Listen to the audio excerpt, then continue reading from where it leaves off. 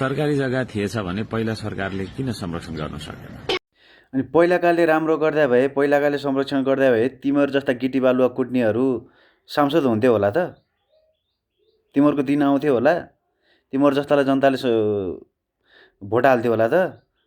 मलाई त अहिले यो सुनसरीको मान्छे देखेर चाहिँ यति बिजोग लागिरहेछ नि मलाई।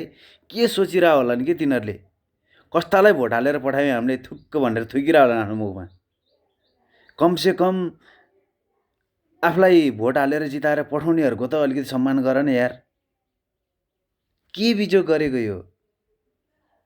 के रोइलो मच्चाको? अलिकति शरम, अलिकति लाज, अलिकति शरम त हुन्छ त यार। मान्छे भात खाने मान्छेलाई अलिकति लाज त हुन्छ त। तट यस्तो नि मान्छे हुन्छ। यो गरेछ अरे, यो गरेछ अरे, ऊ गरेछ अरे, राम्रो कुरालाई जिन्दै राम्रो भन्न जाने छैन। मै हुँ, मै राम्रो, मै भन्दा अरू कोही पनि छैन।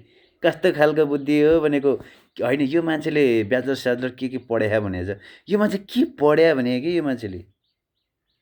पढे लेखा मान्छे त यस्तो हुँदैन जस्तो लाग्छ त हौ मलाई त।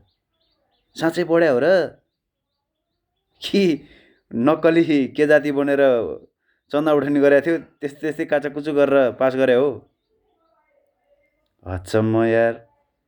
तट बिजोगी।